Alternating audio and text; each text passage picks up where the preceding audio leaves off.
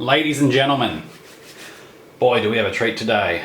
Many eons ago I hoped that one day Sophia, more specifically my Sega Saturn programming box by Sophia Systems, would one day live again.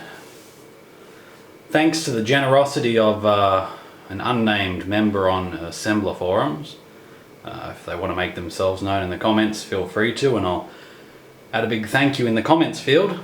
I've come across some SH-2 CPUs, a quantity of 2, which is enough to hopefully get the Sophia up and running.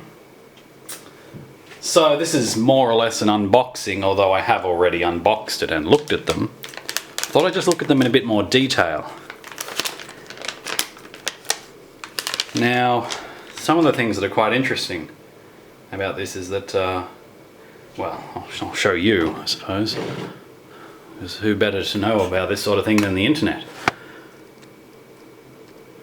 This is the card I was sent. One of the two. They're identical. You'll notice the correct part number I need is a 171-6692D. At the top there we have 171-6692B. B for Bob, not D for Dob. So it's very similar to the D version. Most notable of differences is that we're missing the power connector header up here, the socket, which is fine because this one is where that socket would normally run to anyway. Let's see if we can get a close-up of there we go. So there's the chip itself in the center. So apart from that header missing and the part number being different, no header there, it's got a different number there. That's different. The text is aligned differently. We're missing some jumpers from here. Now I've had a look through the manual for the programming box, and I don't think it's going to matter too much because there were pretty much 2 settings for that jumper to do. There were 2 jumpers, so 1 setting for those 2 jumpers. I honestly can't see it making that much of a difference. Then again, I'm not a programmer. All I want ultimately is for the Sophia to come to life. Now we've got a lot of variables here, like are the other boards okay? Is the A bus board okay?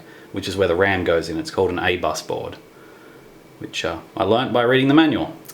I did read the manual also to get the dip switch settings. But anyway, back to, I digress. The differences. So on the back of the board were pretty stock standard looking for one of these boards, as far as I can tell. You'll see up here in the corner, there's where the power connector would normally go in on this one. Up the top here there'd be another trace that would go on the back of the board and the front of the board, going to those 2 center pins, which I haven't measured the voltage, but I'm going to say it's 5 volt, just a guess. I do have some cables to wire it in. I just there'll be a bit of a rig job, provided the 2 outer pins and 2 inner pins all go to the same, well, the outer pins and inner pins respectively go to the same places. I should be able to do this, give it a try. But yeah, there we have it. So there's another number down there, 44001. It's the same on both boards. So we're going to give that a try. See if we can get anything at all out of Sophia, and I'll report back with how it all goes very shortly. I guess this video is just more of a teaser than anything else. But, there's the 2 boards, both B. So I'm not entirely sure what these came out of. I was thinking maybe STV hardware. STV hardware, what else is there? There were other things. I noticed also on the internet, speaking of variations of the SH-2 cards, CPU cards, the Ling Jr. on eBay and assembler forums also has a Saturn address checker up for sale at the moment, which is, well, it looks to be about 6 feet long with a cross between a retail Saturn jammed on top of it and a Sophia board and another board. What I noticed about the SH-2 boards is that they're cut.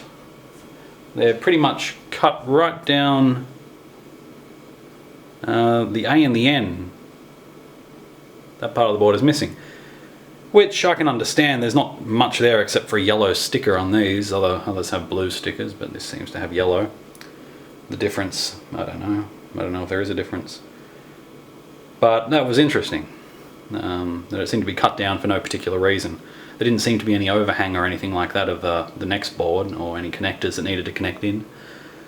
But so, look, because I had a look on the internet for what these are and couldn't find much information except that B is not the version that Sega shipped with the Sophia.